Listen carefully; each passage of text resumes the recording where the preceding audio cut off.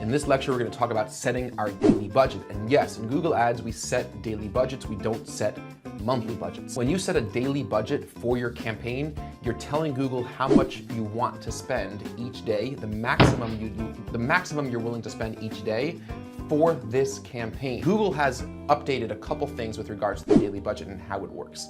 You can actually spend up to double your daily budget, but it won't exceed your daily budget over the course of an entire month multiplied by the average amount of days in a month. So that sounds a little complicated, so let's just quickly look at an example. So say for example, I have a daily budget of $177, okay? Now the average amount of days in a month, what you're telling Google is that this is what I want to spend per day.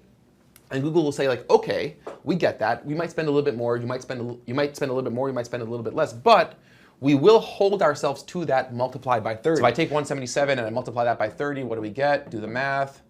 $5,310, I believe, right? So $5,310 is the most you're going to spend over the course of a month, which is actually $177. Dollars a day, but I could spend on any given day 177 up to double that, right? So that comes out to 354.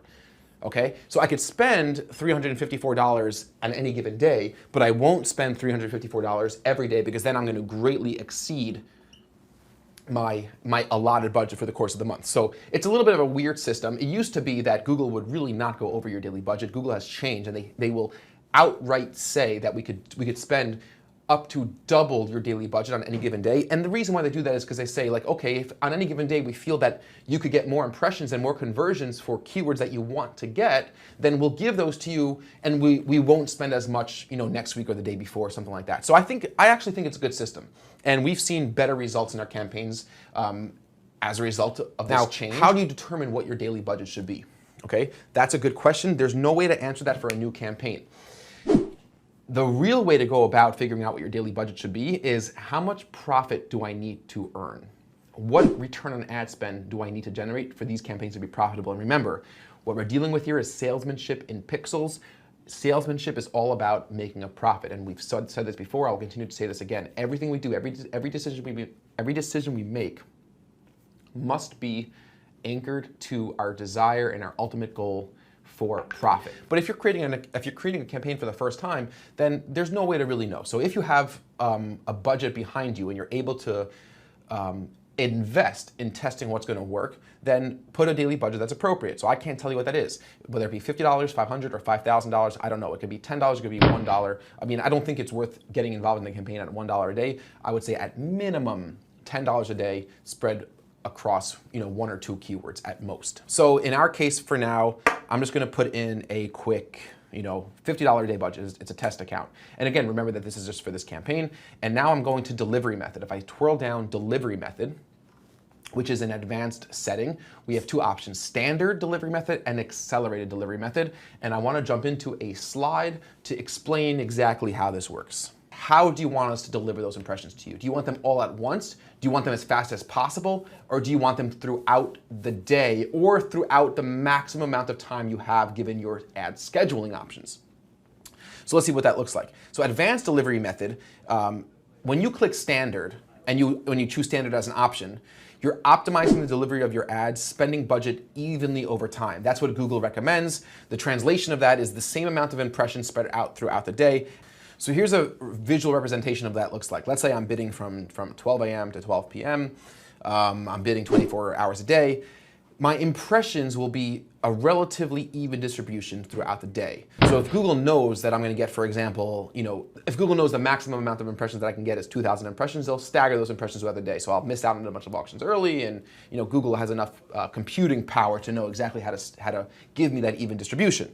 If I choose accelerated delivery, I'm not optimizing the delivery of the ads. I'm spending my budget more quickly. I'm getting them as soon as possible. That's what I recommend, Adventure Media. It's the best way to get true volume and project how much more impressions that are available for your keywords. This is, the way I sort of view it, especially in the beginning, is you want to really know what's out there. But if you want to really know how much could I spend, what could I really get out of this, Then I recommend accelerated budget. Yes, your budget might be depleted by 10 o'clock in the morning. It might be depleted 2 hours after your campaign's launch. Fine. And that's not great for the first day, but it's okay because you're learning. I'm learning that I could spend $50 by 11 a.m. and what results does that get me?